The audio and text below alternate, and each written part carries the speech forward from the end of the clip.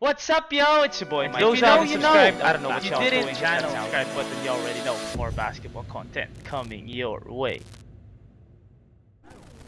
What's up, brother? What up, bro? You can hear me good and everything? Yeah, for sure, man. You good? You good? How you been, man? Good, dude. Just grinding, man. Yeah, long days, so it's been Yep. good. How's practice so far?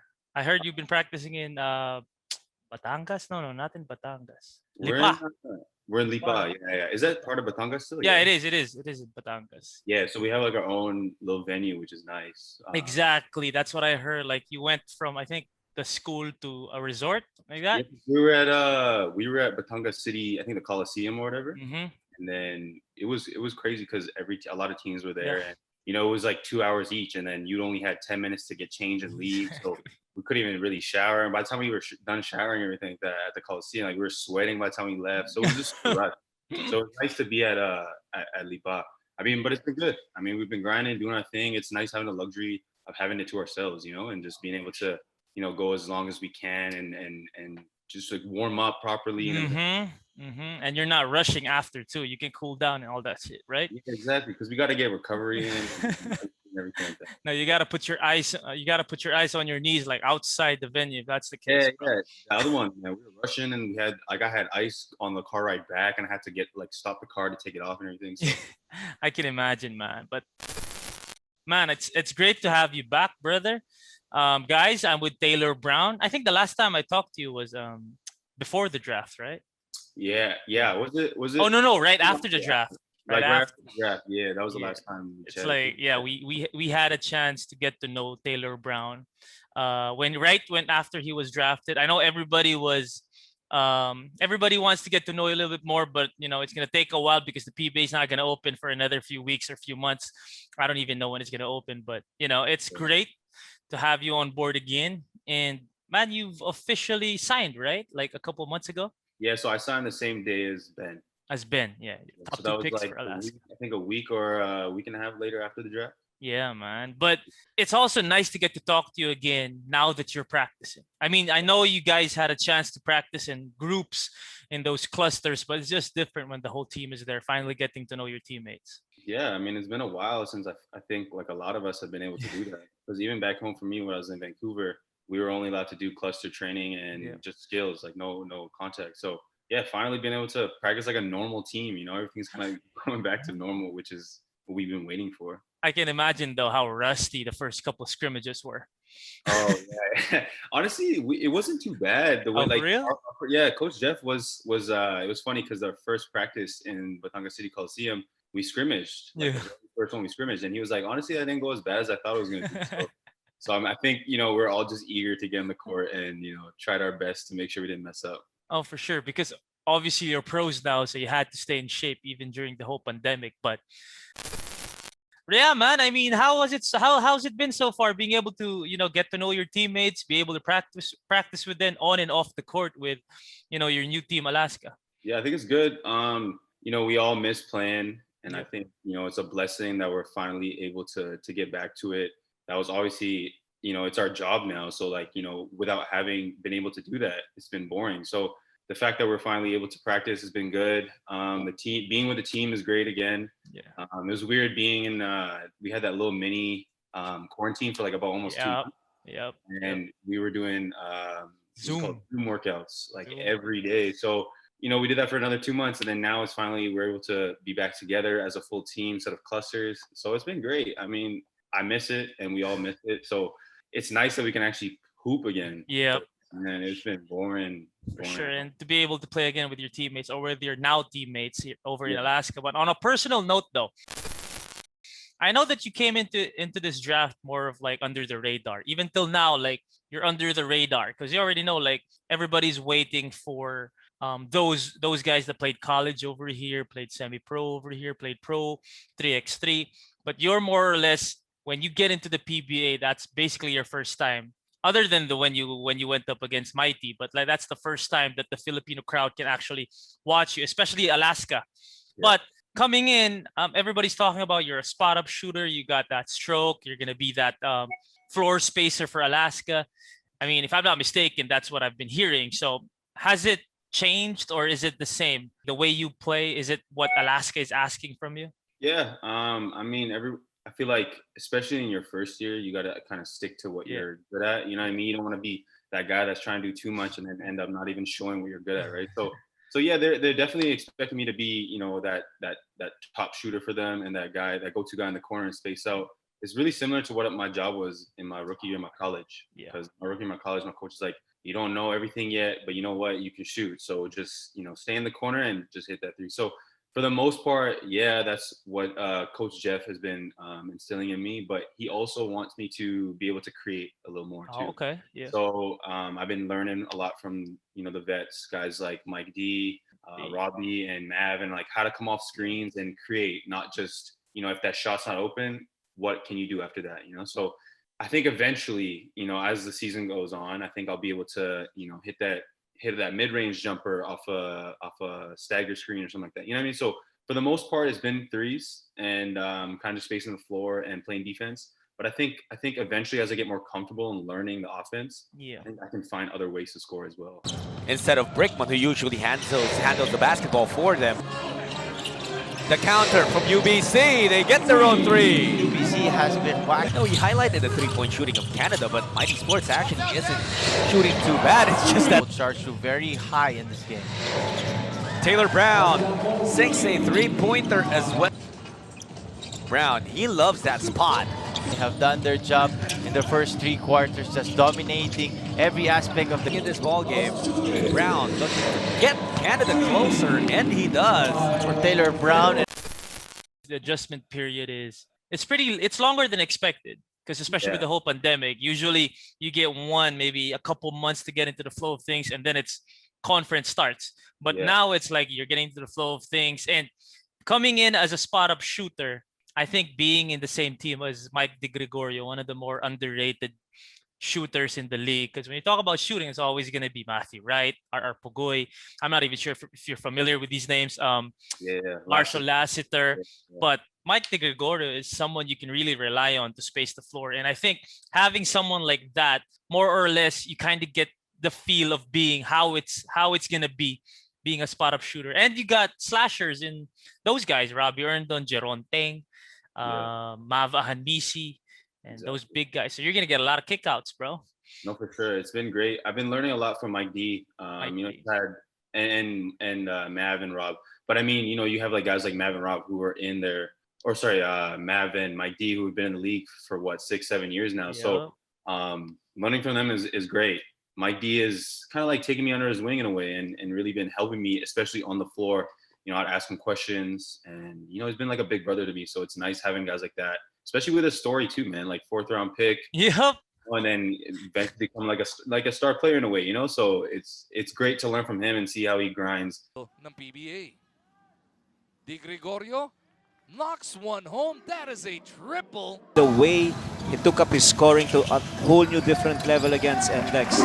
Ibonya, just a regular foul, no intention to hurt RR. Phoenix are only looking at a 9-point deficit. Let's see what they can do defensively, unfortunately. And man, that guy works hard. So bro, he's there. Like first one guy there, and last one out, like all the time. And I just seeing that, and it's just so inspiring to me. And I think that it's great that I have a vet like that.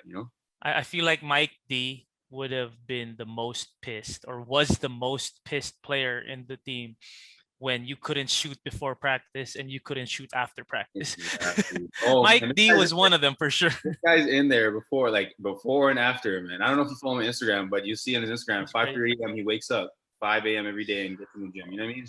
It's just like Kobe mentality, and we talk about it. I've talked about it with him before, and it's just that grind. You know what I'm saying? Like you're gonna get what you put in. So just having him to guide me on that stuff is great for sure. You talked about being able to create, because again, you come in as a shooter, but you also realized already what you need to improve on. Talk more about the things you got to improve on. Talk more about what you were saying about creating. Or is there any other facet of your game that you want to improve on now that you've seen how it is to be in the PBA, at least in practice? Yeah, I think eventually I want to be able to be a ball handler as well. Because in high school, I actually played point guard from Point all the way guard. from 8th grade till Yeah, yeah, yeah. 12th Talk grade. to me about that. Yeah. Yeah, and then when I get into 10th grade, I started developing a really good shot. So when I got to college, it was more so about roles, you know what I mean? So I kind of fit into that role because we had a lot of good ball handlers. But I feel like, you know, if I work on my ball handling and most of my reads, like, you know what reads. I mean? Yep. I think at pro level, you really got to be very good mentally. And that's what separates you from the physical, you know, aspect of it. So I think once I start learning, okay, what I can see and what reads to make, I think eventually I can be more so of a two-way player, not just a spot-up shooter. Or even if I am a spot-up shooter, I can come off the screen and create plays too. You know, like passing and like I said, that mid-range area, I think I can become really good in that area. Oh yeah, for sure, underrated. Yeah, so I Mid-range. think just mentally, man, just learning the game in different ways and learning from these vets and seeing what they see and learning from these scorers. You know, Yeah. even guys on opposing teams and see what they do. Because I've been watching a lot of since I'm here now in the Philippines, I'm able to watch the full games of the team. Because back home I couldn't watch the full game, just the highlights. So I'm like looking at like Matthew Wright and seeing like, okay, how is he coming off? What does he see? Yeah. You know, how is he scoring all this stuff and hitting? You know what I mean? So I think, just like I said, just the mental and just learning the game in a different way. I mean, your head coach was a scorer in the league. Come on. Yeah, exactly. Head coach was. Well, yeah. I mean, I'm not gonna forget him at all, but He was a bucket, bro. yeah. And I've been asking Coach Jeff a lot. Yeah.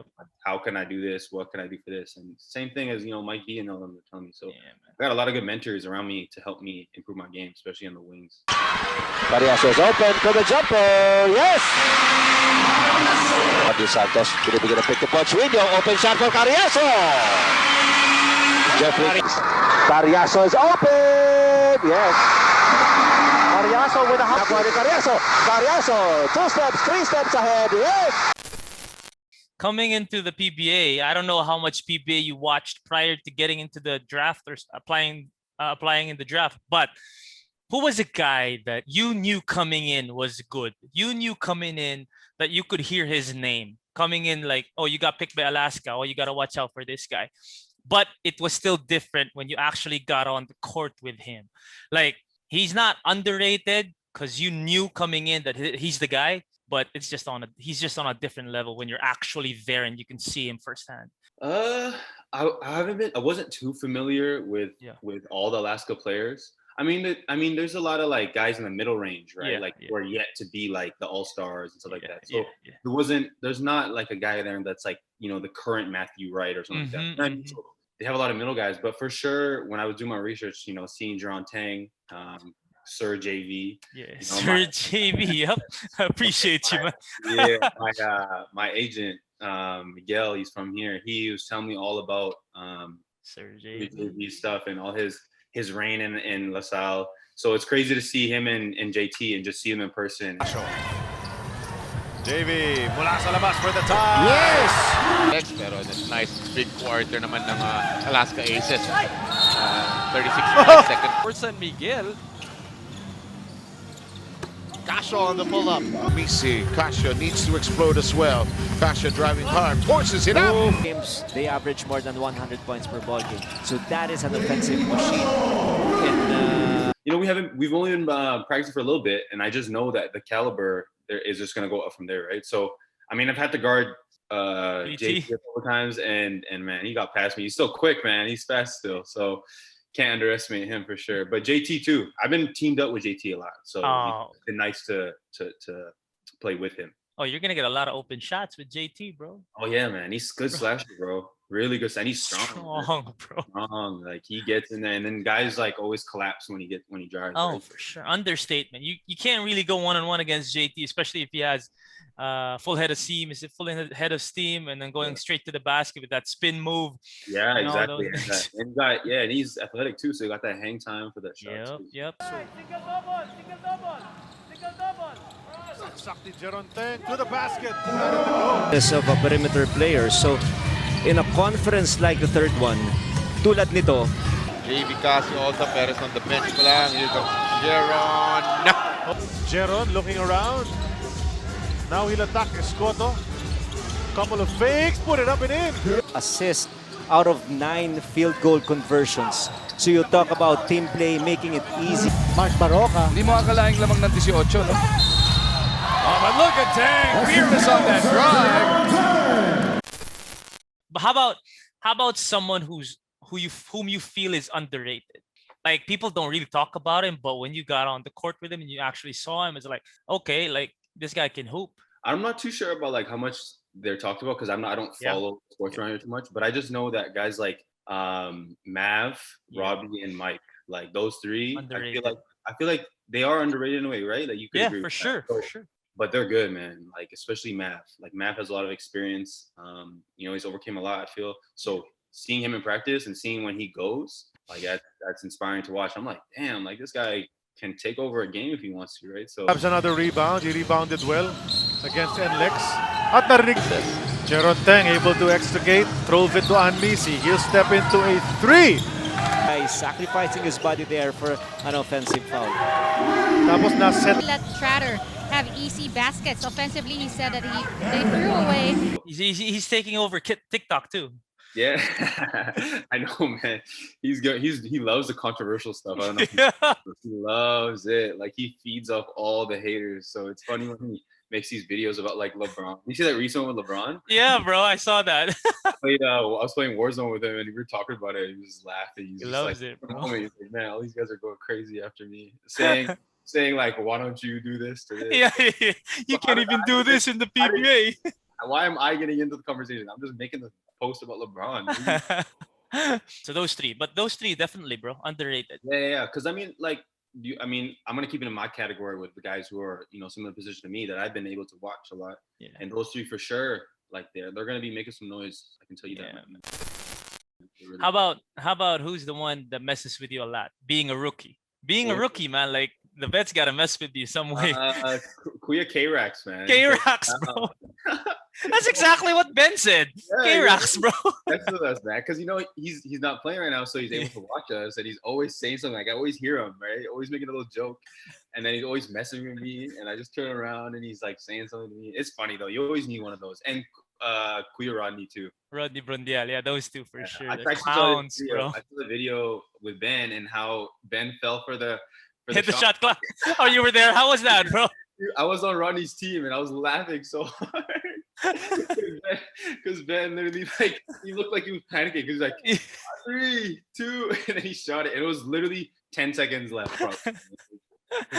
I can imagine though, Rodney and Kracks. They make practices fun for sure. Yeah, and that's what I was saying to the guys. I'm like, man, it's fun having like Rodney and Kracks because you need some relief, some comedic relief in practice because sometimes when things are getting heated or you're not doing so well in the practice, at least you have those guys to kind of cheer you up and bring you back to life, And the funniest thing though with Kracks and Rodney Brundial, they're reliable vets too. So when I'm excited for Kracks to come back, but Rodney, man, once you put Rodney in the game, he can deliver and he will, give you that stability down low. So these two guys.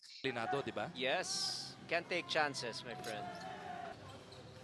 Rakal, great stopping power. Magre-reset muna ng opensa ang Alaska. Rakal, mid-range jumper. Oh, yes. Up ahead to Rakal. Sails in for the layup and on the fast break. To Brundial underneath. Hooks it up and in. That side. Manuel wanted it. Wala. Brundial finally cleans it up. It's gonna be a long, long night para Everyone must be on the same page. What are you giving up? It is the... Cheron drops it off. Brundial off the window. Herndon on the turn, flips it up, and that goes out. Brundial, the offensive board.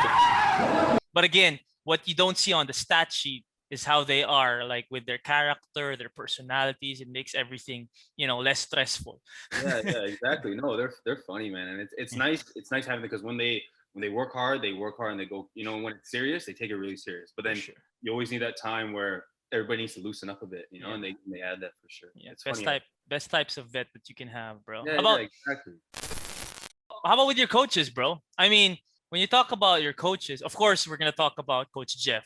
Coach Jeff, and Coach Jeff, players coach, can really understand what goes on in a player's mind, obviously because he played. Yeah. But how about your other coaches? Because Usually, I know you can attest to this, the assistant coaches are the ones closer to the players. It's like the head coach is overseeing the whole thing. Assistant coaches are the one who are really tasked to focus on, like Daniel Defonso's focused on Ben Adamos. How about with you? Who's the coach that has been on you or like guiding you? I don't see, the thing is about the assistant coaches that I think Coach Jeff is on me more than the assistant coaches. True. Yeah, but then aside from that, I could say like Coach Franco, me and Coach Franco, I've been working together a lot because I've been trying to learn a lot. I've been trying to learn quick, so he's been trying to tell me, you know, little tips and stuff like that. Every time I need to have a question, I kind of ask him. Coach Monch, I've been talking with him as well. But Coach Jeff, man, I don't know, but like if you ask any of the rookies, like he's on me the most because I don't know. I think he just wants me to understand the Filipino game right away. So me and him have been working. Like every practice, I kind of ask him a question like, "Hey, what can I do for this? What can I do for this? Or what do you think about my performance today? What can I improve on?" So yeah, it's. I know you're saying for sure the assistant coaches, but because I feel like Coach Jeff is the one who played your position. Yeah, exactly. And I think that's why he's on me more because I think he can understand and he can help me more so because of my position. Yeah, because you have like Coach Danny, right? He's the big man. Man's coach. Yeah. So and Coach Tony, you know, he's kind of like all around. He's kind of like a player as well. But then Coach Jeff is for sure like my position and who I could try to get a really good advice for my position. Have you really seen any of his games? I mean, on YouTube? I try to watch some old stuff. Not too much. I've seen a little bit, little highlights. I mean, the highlights they made back then, they don't really know how to do it. You know what I mean? Like they're kind of blurry, bro. Yeah, and it's like they don't really like some of the highlights I've watched. It wasn't even him shooting, and I'm like, why'd you put that in there? It says Jeff also highlights. But he was athletic, bro. He was athletic. Yeah, before he got old. Yeah. No, he was the real deal. I've heard a lot. Oh, for sure, man. He was one of them guys who was. He was their main scorer, I believe. Him and Rodney Santos over when Alaska was making a run during the 90s. I don't want to say 80s. I'm sorry, Coach Jeff. During the 90s. During the 90s. For sure. Yeah. But what have you learned so far, though? Like maybe on the technical side. Like for the people watching, what have you learned so far on the court, like with the details about your game that has really stuck in your head, like from here, and then you know that you have to keep doing that if you want to last in the league? Mental stuff. So like I said, you know, when you get to pro, you know, you're already established and you should be good. You know, exactly. Like, it's not so much teaching you how to play ball anymore. It's more so like teaching you the reads and what to do in situations. So I've been really trying to learn a lot from Coach Jeff about patience and seeing everything. And one time we're doing a 5-on-0 drill where we're just going through plays, and I felt like I was kind of nervous because I didn't know exactly what I was doing. And sometimes okay, say there's a screen on the right wing. I'm on the opposite wing, right? Yeah. Guys are coming out the screen, and I'm trying to set a down screen for the other guy. And then one time he's like, "Stop it!" And he's like, "Man, just stay on the wing and just wait for it to happen." You know what I mean? Like you don't need to be doing too much. And that's what I learned. Right? I'm like, okay, sometimes you don't need to be doing something in order to be. Sometimes doing nothing is better than doing too much. Yeah, true. You know I mean? So, very true, bro. So that's something I've had to learn and adjust to. Just because when I am standing on the side, I feel like, oh, like what could I be doing? But sometimes it's better as a shooter just to be waiting for that action to happen. True. So yeah, that's more so what I've been learning a lot, technically, because of like I said, the game is more. I feel like the game is more about reads. Oh, for sure. It's amusing to me still. I mean, I expected this, but I've talked to maybe 5 or 6 rookies around the league now, and then they all say the same thing. Vets or coaches keep telling them to relax. Yeah, exactly. Like, relax. He stopped the whole play, and then he like called me out, like, just chill, like relax, man. Like, because when you're young, you're paranoid. You're like, am I just standing around? What am I doing wrong? Like, I feel like I'm not doing anything, but it's like sometimes you don't need to be doing anything. That's why. It's funny because all the rookies been saying the same thing. How about when they get on you? Is that the only thing? I mean, other than that, what's the main reason as to why Coach Jeff would get on you? Has he screamed at you the way he screamed at Ben? Ben told me Coach Jeff screamed at him already. No, he hasn't really screamed at me, but I think he's had to stop the drill twice for me and like kind of not embarrass me in front of everyone because man, we're rusty, right? And sometimes we're going out for layups, doing a layup drill, and I miss a layup, and you know I don't mean to miss it, but I mean I'm just trying to get I'm trying to get my rust. Trying to get the rust off. Yeah. So one time I missed a layup in the drill. Stopped it. And I was like, oh shoot, I got to go again. And then I think 5 minutes later, I missed another one on the reverse side.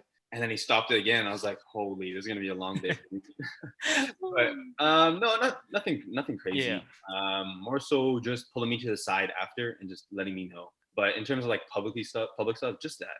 Oh, for sure. I mean, he's not gonna embarrass you, but that is embarrassing though, as a Yeah. rookie, and then the whole practice stops. I know. Like, The rookie missed the layup. We're all gonna do it again.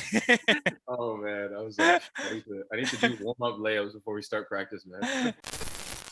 How's your relationship though with your seniors? I mean, with Alaska it's different because this is my usual question, but with Alaska it's just JV. Yeah. JV is the only senior you have. How about how's the mix of how's the mix between the seniors, I want to say the undergrads like Mike and Mav and Gabanal, Yusuf Taha, and then the rookies, U4. How's the mix so far? How are your relationships with the vets? I think it's great. Alaska has a great environment already. It's a very positive environment. Very, everybody wants to work hard. But I think for me, my personality is I can blend in. And I heard you can understand Tagalog. Yeah, bro, I can understand almost all. I grew up, my Lola took care of me growing up. Yeah, you told me. And she only spoke Tagalog. So I can understand Tagalog, but I can't really speak too much. Like, I can't speak fluently. Like when I speak to Ben, like I watched the interview and I know he said that it was hard to understand me, but he literally, well, come on, he acts like he knows what I'm talking about. So I just keep going. I'm telling him, he's like, yes. Yeah. I'm like, do you actually understand what I'm saying right now? No, he doesn't, bro. He's just trying to end the conversation, bro. He's just sometimes I'll do Taglish to him. The dynamic of us has been good. I'm very sociable. I can, back home I have a lot of older friends. So me being with like an older group, it's not too weird. You know what I mean? It's not like you're gonna pick me out as that young guy who moves kind of weird and can't socialize with older guys. But I think it's been good. Our team we like to laugh a lot. We like to smile and have fun in practice as much as we take it serious. Yeah, I mean, I think if Kracks was on the court, we'd have a lot more like rookie vet things, but but he's just on the sideline right now, so it's like we just hear him. It's not so much like on the court. But I think, for the most part, I think our dynamic's great. I think we're gonna be a really close team. Guys are all cool. I don't think there's a divide. I don't think because if you're franchise player, or maybe your franchise player obviously would be JT. Yeah. But he's chilling. And then you got your super senior who's also humble and quiet and nice. How are you gonna be you get what I'm saying? How are you gonna mess that up, man? Exactly. The whole dynamic is good. I don't think we have any of those guys who are like, the outside guys or guys trying to mess anything up. I think everyone's on point and everyone's out here to have fun and be happy while we play. Sure.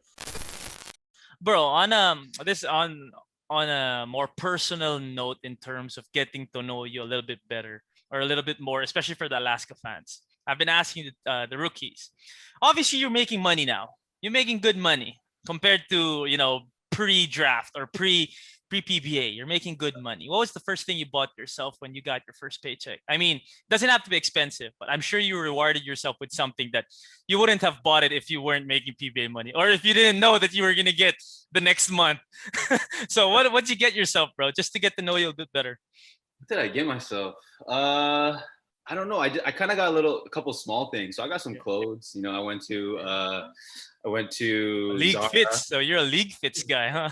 I am. I definitely like clothing, man. Fashion is like. There we go. That's music. I don't know. I kind of just took care of what I need to take care of.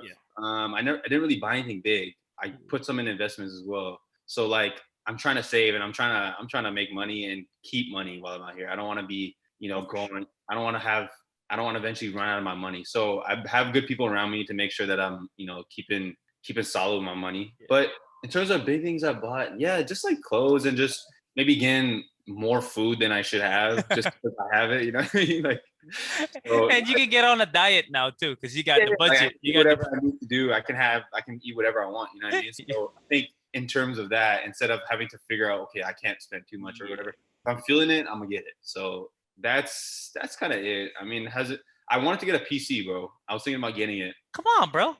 Ask Robbie. Robbie's gonna be on you, bro. Get a PC. Get a PC. So I think I was gonna get a PC, but after having to like pay off a couple things and put my money elsewhere, I realized that Wait a couple months. yeah, because bro, have you seen the prices in like the graphics cards right now? Oh, bro, what do you call that? The 3090.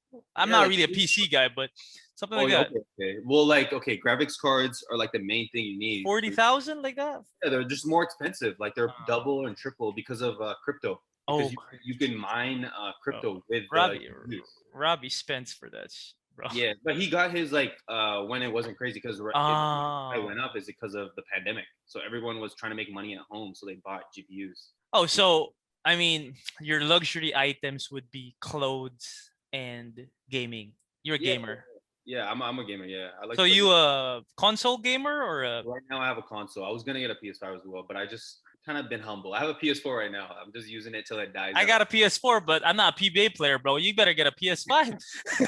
I could. I probably really needed it, but I'm trying to be logical here. Like, no, you're waiting for the SRP price. That's what. Yeah, exactly. I'm waiting until it goes down, dude. It's so much. I don't like resale. Okay, like I like retail. I don't really want to buy everything for resale.